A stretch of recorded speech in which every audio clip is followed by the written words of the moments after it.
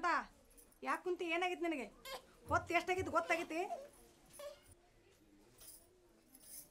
ಶಾಂತ ನಿನಗೆ ಏನಾಗಿದೆ ನೋಡು, ಒಳಗೆ ಹೋಗಿ ನಾಷ್ಟ ತಯಾರು ಮಾಡು, ನಾನು ಕೂಸು ನೋಡ್ಕೊತ ಇರ್ತೇನೆ.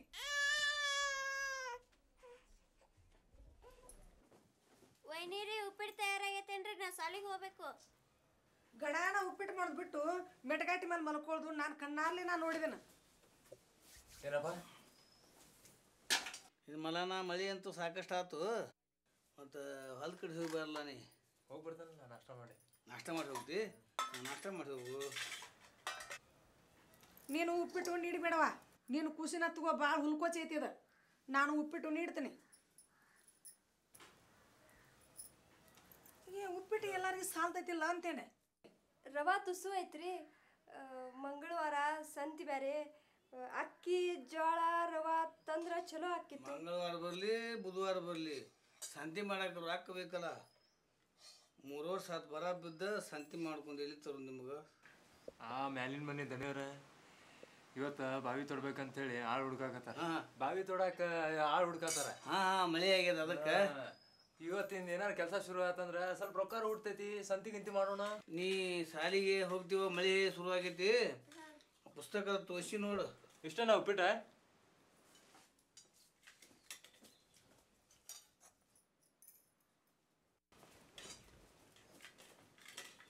ನಾಳಿಂದ ನಾನು ಬರ್ತನು. ಇವತ್ತು ನೀ ಹೋಗಪ್ಪ ಹೊಲಕ್ಕೆ. ಅವ್ರಿಗೆ ಭೇಟಿಯಾಗಿ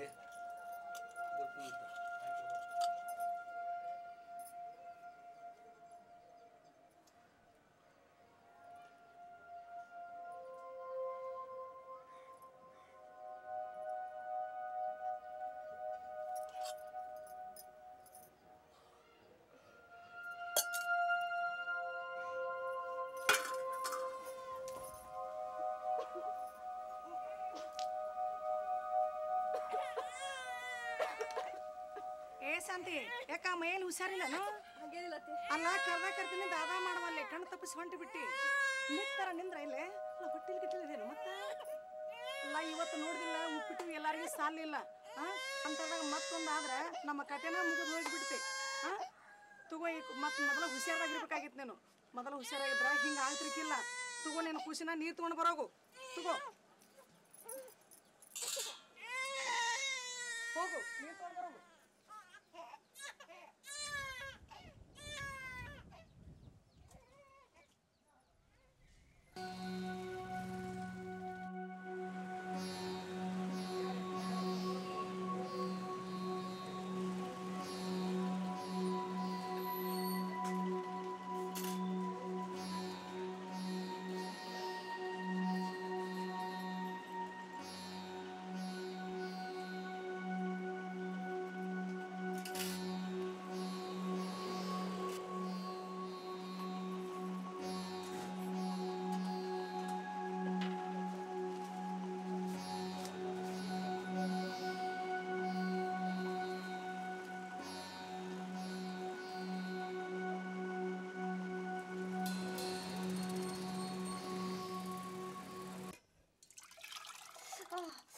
ಅಲ್ಲ ಶಾಂತ, ಮೊನ್ನೆ ಡಾಕ್ಟ್ರ್ ಏನು ಹೇಳ್ಯಾರು?